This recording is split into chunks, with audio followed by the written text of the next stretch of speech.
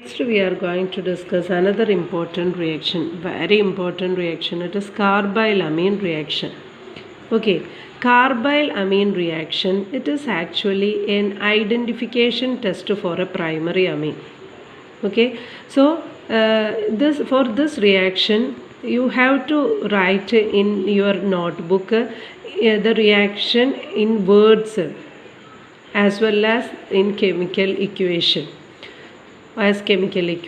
Okay, so in words you can write like this: aliphatic and aromatic primary amines on heating with the chloroform and ethanolic potassium hydroxide form alkyl isocyanides or carbyl amine, which is false smelling substance. Okay, this reaction is known as carbyl amine reaction. Okay, അതാണ് വേർഡ്സിൽ എഴുതേണ്ടത്. It's very important. Then അതിനെ നമ്മൾ ഇക്വേഷനിൽ എഴുതും. അപ്പോൾ primary amines മാത്രമേ ഈ reaction undergo ചെയ്യുള്ളൂ. So primary amines plus chloroform plus ethanolic potassium hydroxide. So in equation 3KOH should be there. On heating gives RNC. It is isocyanide. CN ആയിരുന്നുവെങ്കിൽ സയനൈഡാണ്. NC ഒന്ന് Nഉം Cയും അങ്ങോട്ടും ഇങ്ങോട്ടും മാറിപ്പോയാൽ അതിനെ നമ്മൾ ഐസോസയനൈഡ് എന്നാണ് വിളിക്കുക. It has another name carbylamine. It is foul smelling എന്ന് വെച്ചാൽ വൃത്തികെട്ട സ്മെല്ല്, ഒരുമാതിരി സ്മെല്ലായിരിക്കും അതിന്. And that is the identification test. ആ സ്മെല്ല് വെച്ചാണ് നമ്മളിത് പ്രൈമറി അമീനാന്ന് കണ്ടുപിടിക്കുക. Then with plus KCl plus H2O. This 3 you note it down, and this is the equation for carbylamine. It's very important. Named reaction ആയിട്ടും ചോദിക്കും. And in another way, if two amines are given and it is asked to distinguish these two amines using a chemical test എന്നാണ് നമ്മളോട് ചോദിച്ചിരിക്കുന്നത്. അപ്പോൾ നമ്മൾ എന്ത് ചെയ്യുക, അതിനകത്ത് ഏതൊക്കെയാണ് നോക്കി. അപ്പോൾ ഒന്ന് പ്രൈമറി ആണ്, ഒന്ന് സെക്കൻഡറി ആണ്. അപ്പോൾ നമ്മളിങ്ങനെ എഴുതും, this two when react with chloroform and ethanolic potassium hydroxide only, അതിന്ന് പ്രൈമറി എടുത്ത് എഴുതിയിട്ട് പറയും, only this primary amine gives a foul smelling carbyl amine and the secondary amine does not give carbyl amine test. രണ്ടും എഴുതണം. ഞാൻ പറയും distinguish ചെയ്യാൻ പറഞ്ഞ ഒരാളുടെ കാര്യം പറഞ്ഞ് അവസാനിപ്പിക്കരുത്, രണ്ടാമത്തെ ആൾ തരുന്നില്ല എന്നുകൂടെ എഴുതണം. സോ അങ്ങനെ ആ ഒരു ടെസ്റ്റിലൂടെ. So that is the importance of this reaction. ഇങ്ങനെ നമുക്ക് ഇനി ഒരു പ്രൈമറിയും ടെർഷ്യറിയും തന്നാലും നമുക്ക് എഴുതാം. പ്രൈമറി കാർബൈലമീൻ ടെസ്റ്റ് തരും, but secondary does not give. അത് വെറുതെ പറഞ്ഞാൽ പോരാ, കാർബൈലമീൻ ടെസ്റ്റ് എന്ന് വെറുതെ പറഞ്ഞാൽ പോരാ. You should mention this reactions, chloroform and ethanolic potassium hydroxide. പലതവണ ഞാൻ പറഞ്ഞിട്ടുണ്ട്, when we use potassium hydroxide it can be either aqueous or alcoholic. So here we use alcoholic potassium hydroxide. Next is reaction with nitrous acid. Nitrous acid is HNO2. Nitric acid is HNO3. So HNO2 is called nitrous acid. ഈ nitrous ആസിഡിനെ നമ്മൾക്ക് എടുത്തു വയ്ക്കാൻ പറ്റില്ല. When we keep it in for 1 day itself it will get converted. കുറച്ച് അവേഴ്സിന് നമ്മൾ എടുത്തു വെച്ചാൽ മതി, it will get converted into nitric acid. So അതങ്ങനെ സൂക്ഷിച്ച് വെക്കാൻ പറ്റിയതല്ല. അപ്പോൾ എപ്പോഴാണ് നമുക്ക് ആവശ്യം അപ്പോൾ തന്നെ നമ്മൾ ഉണ്ടാക്കുകയാണ് ചെയ്യുക. So for this V mix NaNO2 plus HCl. NaNO2ഉം HCl നമുക്ക് സൂക്ഷിക്കാം. ഇത് ഇൻസൈറ്റ്യൂൽ എപ്പോഴാണോ നമുക്ക് ആവശ്യം അപ്പോൾ അതങ്ങ് മിക്സ് ചെയ്ത് കഴിഞ്ഞാൽ V will get HNO2. And you know this with this nitrous acid primary and secondary and tertiary amines react differently. Okay, let us check. First with the primary aliphatic amine. ഇവിടെ എഴുതിയിട്ടുണ്ട് RNH2. ഇത് aliphatic ആണ് കേട്ടോ. Primary aliphatic amines with HNO2. ഇതെങ്ങനെയാണ് കിട്ടിയത്? ഇത് രണ്ടും mix ചെയ്തിട്ട് NaNO2 HCl മിക്സ് ചെയ്തിട്ട് we will get a diazonium salt. ഓർക്കുന്നുണ്ടായിരിക്കും, വളരെ ലോ ടെമ്പറേച്ചറിൽ നമ്മളിത് ചെയ്ത് കഴിഞ്ഞാൽ RN2 പ്ലസ് Cl മൈനസ് എന്നതാണ് കിട്ടും. നമ്മൾ സാൻഡ് മേയേഴ്സിൽ ആ റിയാക്ഷൻ പഠിക്കുമ്പോൾ ഈ 6 അരൈൽ ഗ്രൂപ്പായിരുന്നു. ബട്ട് ഇവിടെ അത് അലീഫാറ്റിക് ആണ്. അലീഫാറ്റിക് ആയുള്ള പ്രശ്നം എന്താണെന്ന് വെച്ചാൽ ഇറ്റ് ഈസ് വെരി അൺസ്റ്റേബിൾ. ഈ diazonium salt of aliphatic amines അല്ലെങ്കിൽ diazonium salt of aliphatic compounds are very unstable. ഈ 6 അലീഫാറ്റിക് ആണെങ്കിൽ Rn2+Cl- is very unstable and it will decompose. ഉടനെ തന്നെ അത് ഡീകമ്പോസ് ചെയ്ത് N2 ഗ്യാസ് ലിബറേറ്റ് ചെയ്യും. റൈറ്റ്. അതിൻ്റെ ഒപ്പം തന്നെ നമുക്ക് എന്ത് കിട്ടും? ഒരു ഇച്ചിരി അതിൻ്റെ സൊല്യൂഷനിലുള്ള വാട്ടർ അല്ലെങ്കിൽ വാട്ടറിൻ്റെ പ്രസൻസ് ഉണ്ടെങ്കിൽ വി വിൽ ഗെറ്റ് ROH+N2+HCl. അപ്പോൾ ഒരു അമീന് വെച്ച് നമ്മൾ തുടങ്ങിക്കഴിഞ്ഞാൽ നമുക്ക് ഒരു molecule of nitrogen gas liberate ചെയ്യും. ദാറ്റ് ഈസ് ഇറ്റ് ഒരു ക്വാണ്ടിറ്റേറ്റീവ് എമൗണ്ട് ആണ്. ഇത് എത്ര ഉണ്ടോ അതിന് കറസ്പോണ്ടിങ് എമൗണ്ട് നൈട്രജൻ ഗ്യാസ് ലിബറേഷനാണ് അവിടെ നടക്കുക. അപ്പോൾ ഈ നൈട്രജൻ ഗ്യാസ് ലിബറേഷനാണ് ഇത് നമ്മൾ എന്തിന് യൂസ് ചെയ്യാറുണ്ട്? And this is used for the quantitative estimation of amino groups. So in amino acids and പ്രോട്ടീൻസിൽ അമിനോ ആസിഡ്സ് ഉണ്ട് എന്നുള്ളത് ഷുവറാണല്ലോ. സോ അവരുടെ അതിൽ എത്ര അമിനോ ആസിഡ് ഉണ്ട് എന്നുള്ള ആ ക്വാണ്ടിറ്റി കണ്ടുപിടിക്കാൻ വേണ്ടിയിട്ട് NH2-ൻ്റെ കൗണ്ട് അറിഞ്ഞാൽ മതി. അപ്പോൾ NH2-ൻ്റെ കൗണ്ട് അറിയാൻ വേണ്ടി ഈ ടെസ്റ്റ് ചെയ്യാറുണ്ട്. അപ്പോൾ ഇത് മിക്സ് ചെയ്ത് കഴിഞ്ഞാൽ ഉടനെ തന്നെ അത് N2 ഗ്യാസ് ലിബറേറ്റ് ചെയ്യും. അതിൻ്റെ കൂടെ ആൽക്കഹോൾ ഉണ്ടായിട്ടുണ്ടാവും. ബട്ട് അതിൻ്റെ എമൗണ്ട് വെച്ചിട്ട് ഒരു ഇച്ചിരി എമൗണ്ട് ഓഫ് അമിനോ ആസിഡ് കിട്ടിയാൽ അതിൽ എത്രത്തോളം ഉണ്ട്, ക്വാണ്ടിറ്റി ഓഫ് അമിനോ ആസിഡ്സ് ഉണ്ട് എന്ന് കണ്ടുപിടിക്കാൻ സഹായിക്കും. ഓക്കെ. പോളിമറൊക്കെ ആകുമ്പോൾ കുറേ യൂണിറ്റ്സ് ഉണ്ടാവും. അപ്പോൾ ആ നമ്പർ ഓഫ് യൂണിറ്റ്സ് കണ്ടുപിടിക്കാൻ സഹായിക്കും. സോ ഈ ഒരു nitrogen liberation quantitative estimation of amino ആസിഡ്സിന് യൂസ് ചെയ്യുന്നുണ്ട് എന്നൊരു പോയിൻ്റ് നോട്ട് ചെയ്യാം. അപ്പോൾ ഇത് വളരെ വേറെ കാര്യത്തിനൊന്നും യൂസ്ഫുൾ അല്ല. കാരണം പെട്ടെന്നുണ്ടായ ഉടനെ അത് ഡീകമ്പോസ് ചെയ്ത് പോകും. അലീഫാറ്റിക് ഡയസോണിയം സോൾട്ട്. ഇനി അരോമാറ്റിക് ആണെങ്കിലോ ഐ വിൽ റൈറ്റ്. സോ ഇത് നമുക്ക് പരിചയമുള്ള റിയാക്ഷൻ തന്നെയാണ്. നമ്മൾ സാൻഡ് മേയേഴ്സ് റിയാക്ഷനിൽ പഠിച്ചതാണ്. അരൈൽ C6H5NH2 അരൈൽ അമീൻ അല്ലെങ്കിൽ this is aniline. Primary aromatic amines എന്ന് പറയാം. It's aniline with NaNO2 2HCl 0 to 5 degrees Celsius. കെൽവിനിൽ പറഞ്ഞാൽ 273 to 278 കെൽവിനിൽ ചെയ്താൽ നമുക്ക് അരൈൽ ഡയസോണിയം ക്ലോറൈഡ് കിട്ടും. ഇത് അല്ലെങ്കിൽ ഇതിൻ്റെ പേരാണ് ബെൻസീൻ ഡയസോണിയം ക്ലോറൈഡ്. ഇവിടെ അത് ക്ലോറൈഡാണ്. Plus NaCl+2H2O. എന്നിട്ട് ഈ സാധനം ഇറ്റ്സ് വെരി യൂസ്ഫുൾ. ഈ ഒരു benzene diazonium chloride it's aryl diazonium സോൾട്ടാണ്. ഇവിടെയാണെങ്കിൽ അത് ആൽക്കൈൽ ഡയസോണിയം സോൾട്ടായിരുന്നു. As I told it was very unstable. But ഇതങ്ങനെയല്ല. അരൈൽ ഡയസോണിയം സോൾട്ട്സ് അരൈൽ എങ്ങനെയാണ് പറയുക? Aryl diazonium salts are comparatively stable than alkyl diazonium salt. അതൊന്ന് നോട്ട് ചെയ്ത് വെക്കുക. നമുക്ക് ഡയസോണിയം സോൾട്ടിനെ കുറിച്ച് കൂടുതൽ പഠിക്കാനുണ്ടായിരുന്നു. അതിലാണെങ്കിൽ ഇത് നമ്മൾ ഡീറ്റെയിൽഡായി പഠിക്കുന്നുണ്ട്. ബട്ട് ഇപ്പോൾ അത് എലിമിനേറ്റ് ചെയ്തു നമ്മുടെ സിലബസിൽ നിന്ന്. സോ നമ്മളിത് ഒന്ന് നോട്ട് ചെയ്ത് വെച്ചാൽ മതി. Aryl diazonium salts are more stable than alkyl diazonium salt. എന്താ റീസൺ എന്താണെന്ന് ചോദിച്ചാൽ റെസനൻസ് സ്റ്റെബിലൈസേഷൻ എന്ന് പറഞ്ഞാൽ മതി. Due to resonance stabilization. അപ്പോൾ ഈ ആരിൽ റെസനൻസ് സ്റ്റെബിലൈസേഷൻ ഉണ്ടാവും? അരൈൽ ഡയസോണിയം സോൾട്ടിൽ റെസനൻസ് ഉണ്ടാവും, മറ്റേതിൽ ഉണ്ടാവില്ല. അപ്പോൾ ഡീറ്റെയിൽഡ് ആയിട്ടൊന്നും വേണ്ട, ജസ്റ്റ് അതൊന്ന് നോട്ട് ചെയ്ത് വെച്ചാൽ മതി. ദെൻ ഇയാളെയും കൊണ്ടുള്ള ഉപയോഗം എന്താണെന്ന് വെച്ചാൽ ഇതിനെ നമുക്ക് പിന്നെ കുറേ വെറൈറ്റീസ് ഓഫ് ഓർഗാനിക് കോമ്പൗണ്ട്സ് ആക്കി കൺവേർട്ട് ചെയ്യാൻ പറ്റും. ഇപ്പോൾ for example Sandmeyer's reaction വഴി ഇതിനെ കുപ്രസ് ക്ലോറൈഡും HCl ആയിട്ട് ട്രീറ്റ് ചെയ്താൽ ക്ലോറോ ബെൻസീൻ കിട്ടും. ഇനി കുപ്രസ് ബ്രോമൈഡ് HBr ആണെങ്കിൽ ബ്രോമോ ബെൻസീൻ കിട്ടും. പൊട്ടാസ്യം അയഡൈഡ് വെച്ച് ട്രീറ്റ് ചെയ്താൽ അയഡോ ബെൻസീൻ കിട്ടും. അത് നമ്മൾ ഹാലോ അരീൻസ് ആ ചാപ്റ്ററിൽ പഠിക്കുന്നുണ്ട്. ദെൻ ഇതിനെ ജസ്റ്റ് വാട്ടർ വെച്ച് ബോയിൽ ചെയ്താൽ ഫീനോൾ കിട്ടും. അത് നമ്മൾ ഫീനോളിൻ്റെ പ്രിപ്പറേഷനിൽ പഠിച്ചിട്ടുണ്ട്. സോ ഇങ്ങനെയൊക്കെയുള്ള കുറേ കൺവേർഷൻസിൽ പോസിബിൾ ആയതുകൊണ്ട് ഇറ്റ് ഈസ് വെരി ഇമ്പോർട്ടൻറ്റ്. ഈ reaction is more useful than this reaction. ഇനി secondary and as I told you പ്രൈമറിയും സെക്കൻഡറിയും ടെർഷ്യറിയും നൈട്രസ് ആസിഡുമായിട്ട് ഡിഫറെൻ്റ് ആയിട്ടാണ് റിയാക്ട് ചെയ്യുന്നത്. ബട്ട് നമ്മളിവിടെ പ്രൈമറിയും സെക്കൻഡറിയും മെൻഷൻ ചെയ്താൽ മതി.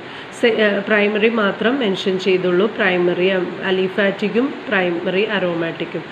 സെക്കൻഡറിയും ടെർഷ്യറിയും ഡിഫറെൻ്റ് ആണ് എന്ന് മാത്രമേ പറയേണ്ടതുള്ളൂ. അതിൻ്റെ ഡിഫറൻസ് എന്താണെന്നുള്ളത് നമുക്കിവിടെ സിലബസിൻ്റെ ഭാഗമായിട്ട് നോക്കേണ്ടതില്ല. നെക്സ്റ്റ് നമ്മൾ നോക്കാൻ പോകുന്ന വളരെ ഇമ്പോർട്ടൻ്റ് ആയ ഒരു റിയാക്ഷനാണ് reaction with aryl സൾഫോണിൽ chloride.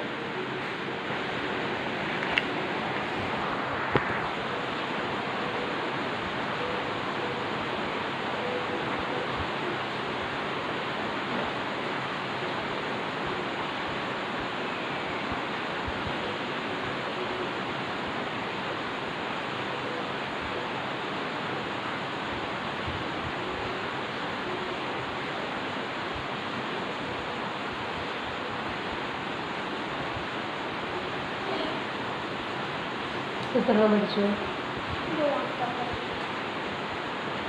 1-2 question പഠിച്ചു രാവിലെ മുതൽ. അപ്പോൾ 2 ചെറുതുകളും കൂടി പഠിക്കടി. പഠിച്ചോ? നാളെ ദിവസം ഒക്കെ കഴിഞ്ഞാ? ഇനി ഏതാണ്? ആത്മകഥ. ഇത് കുറേ വലിയ ക്വസ്റ്റ്യൻ ചെറിയ ആൻസർ. എൻ്റെ ഓണായിട്ട് ഇതൊന്നും പഠിച്ചോ? ഇത് പഠിച്ചോ? ഇത് പഠിച്ചോ? ഇതാ ഞാൻ പറഞ്ഞില്ല. വലിയ ക്വസ്റ്റ്യൻ ആൻസർ അത്ര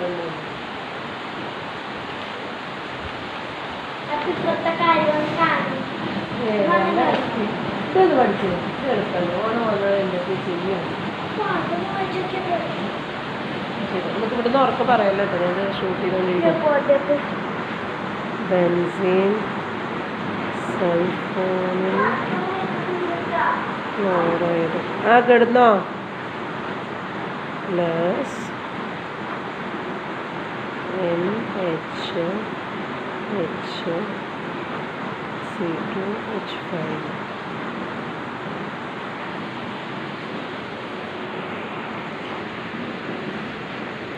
This is also very important reaction. പുറത്ത് നല്ല മഴ ഉണ്ട്. സൗണ്ട് ക്ലിയർ ഉണ്ടാവുമെന്ന് വിചാരിക്കുന്നു. സോ ഹിയർ ഹിൻസൻബർഗ് ടെസ്റ്റ് എന്നാണ് ഇതിനൊരു പേര് വിളിക്കുന്നത്. സോ ഹിൻസൻബർഗ് ടെസ്റ്റ് എന്താണെന്നും ചോദിക്കാം, അല്ലെങ്കിൽ അറൈൽ സൾഫോണൈൽ ക്ലോറൈഡുമായിട്ടുള്ള റിയാക്ഷൻ ചോദിക്കാം. അതും അല്ലെങ്കിൽ പ്രൈമറിയും സെക്കൻഡറിയും ടെർഷ്യറിയും അമീൻസിനെ ഒറ്റ റിയാക്ഷൻ കൊണ്ട് ഡിസ്റ്റിങ്വിഷ് ചെയ്യാൻ പറ്റുമെങ്കിൽ അത് ഈ ഒരു റിയാക്ഷൻ മാത്രമേ ഉള്ളൂ. നമുക്ക് ഈ പ്രൈമറി സെക്കൻഡറി ടെർഷ്യറി അമീൻസിനെ ഡിസ്റ്റിങ്വിഷ് ചെയ്യാൻ പറ്റും.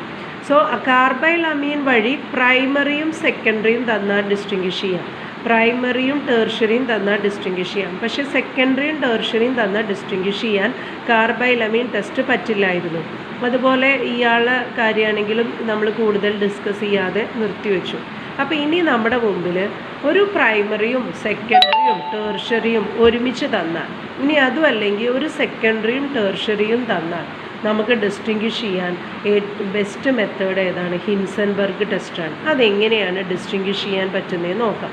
So aryl sulphonyl chloride, benzene sulphonyl chloride ഒരു എക്സാമ്പിളാണ് അതിന്. സോ ഇതിൻ്റെ സ്ട്രക്ചർ ഇങ്ങനെയാണ്. SO2Cl ആണ്, C6H5SO2Cl. SO2 ഇങ്ങനെ നിൽക്കും.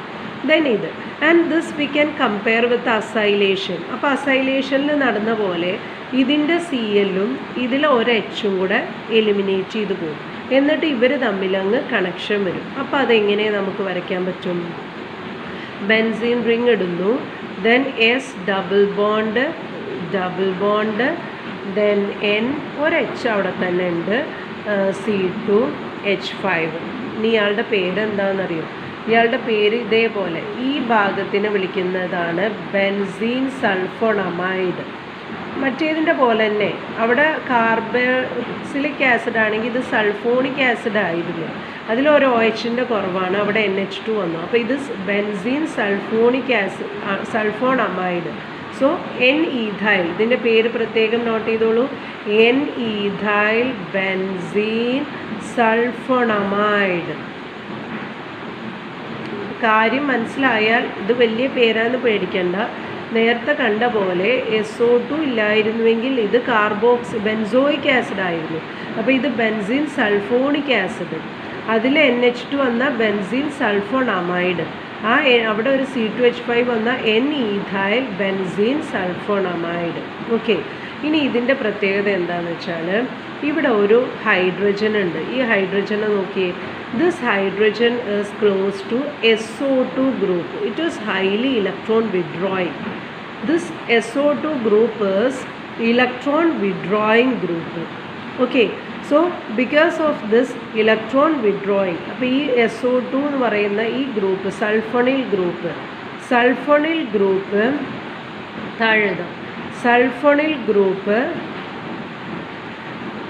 എന്താണെന്നാ പറഞ്ഞ്, ഇലക്ട്രോൺ വിഡ്രോയിങ് ആണ്, സ്ട്രോങ്ലി ഇലക്ട്രോൺ വിഡ്രോയിങ് ആണ്. That is why this H hydrogen attached to the nitrogen atom is strongly acidic.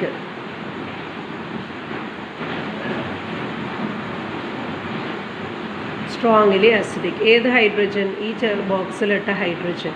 ഇതിൻ്റെ അടുത്തായതുകൊണ്ട് ഇതിൽ നിന്ന് ഇലക്ട്രോണിനെ വലിച്ചെടുക്കുമ്പോൾ ഈ H അതിൻ്റെ ഇലക്ട്രോണിനെ കൊടുത്ത് വേഗം H+ ആയിട്ട് പോകും. So that is why these N ethyl benzene sulphonamide, ഇത് എങ്ങനെയാണ് കിട്ടിയത്? പ്രൈമറി അമീനും ബെൻസീൻ സൾഫോണിൽ ക്ലോറൈഡും. So benzene sulphonyl chloride primary അമീനുമായിട്ട് റിയാക്ട് ചെയ്ത് കിട്ടുന്ന പ്രൊഡക്റ്റ് സോല്യുബിൾ ഇൻ ആൽക്കലി ആണ്. It is soluble in alkali because അതിൽ വളരെ സ്ട്രോങ്ലി അസിഡിക് ആയ ഹൈഡ്രജൻ ഉണ്ട്. ഇനി സെക്കൻഡറി അമീൻ ഒന്ന് നോക്കാം.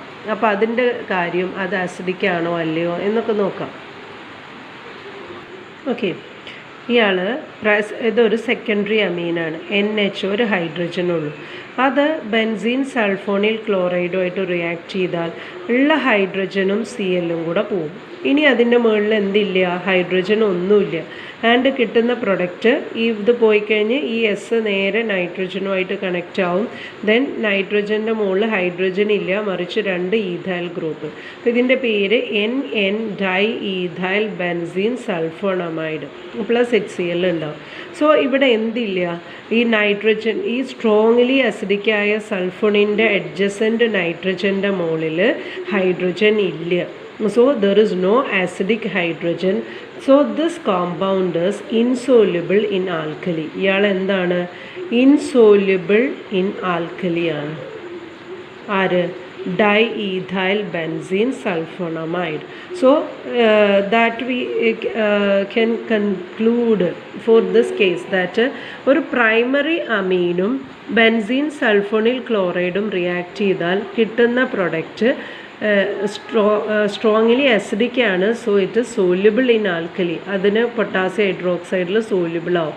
എന്നാൽ ഒരു സെക്കൻഡറി അമീനിലേക്കാണ് നമ്മൾ ബെൻസീൻ സൾഫോണിൽ ക്ലോറൈഡ് ആഡ് ചെയ്യുന്നതെങ്കിൽ കിട്ടുന്ന amide it is not acidic. അതിൽ ഹൈഡ്രജൻ ഇല്ല, ആസിഡിക്കായ ഹൈഡ്രജൻ ഇല്ല. So it is not acidic and it is insoluble in alkali. അപ്പോൾ അങ്ങനെ അവരെ രണ്ടുപേരെയും നമുക്ക് തിരിച്ചറിയാം. ഇനി ടെർഷ്യറി അമീനാണെങ്കിലോ, ടെർഷ്യറി അമീനിന് ഒരു Cl-ൻ്റെ കൂടെ പോകാൻ ഒരു H-എങ്കിലും വേണം. ഒരു H-ഉം ഇല്ല എങ്കിൽ ടെർഷ്യറി അമീൻസ് എന്ന് വെച്ചാൽ എങ്ങനെയായിരിക്കും? ഇപ്പോൾ ഫോർ എക്സാമ്പിൾ ഇതിൻ്റെ കറസ്പോണ്ടിങ് എഴുതിയാൽ C2H5. So there is no hydrogen on this tertiary amine. So it will not react with the benzene sulfonyl chloride. So നമ്മൾ tertiary amine ആണെങ്കിൽ no reaction with the benzene sulfonyl chloride. So ഇങ്ങനെയാണ് നമ്മൾ പ്രൈമറിയും സെക്കൻഡറിയും ടെർഷ്യറിയും തിരിച്ചറിയുക. Benzene സൾഫോണൈൽ ക്ലോറൈഡിൽ react ചെയ്യുകയും ആൽക്കലിയിൽ soluble ആവുകയും ചെയ്താൽ അത് പ്രൈമറി. റിയാക്ട് ചെയ്തു പക്ഷേ ആൽക്കലിയിൽ ഇൻസോല്യൂബിൾ ആണെങ്കിൽ അത് സെക്കൻഡറി. റിയാക്ട് ചെയ്തില്ലെങ്കിൽ അത് ടെർഷ്യറി. ഇങ്ങനെയാണ് നമ്മൾ ഓരോ ബെൻസീൻ സൾഫോണൈൽ ടെസ്റ്റ് യൂസ് ചെയ്തിട്ട്, ഇതിന് പറയുന്ന പേരാണ് ഹിൻസൻബർഗ് ടെസ്റ്റ്. പ്രൈമറിയും സെക്കൻഡറിയും ടെർഷ്യറിയും നമുക്ക് ഡിസ്റ്റിങ്ക്വിഷ് ചെയ്യാൻ പറ്റും. Thank you very much.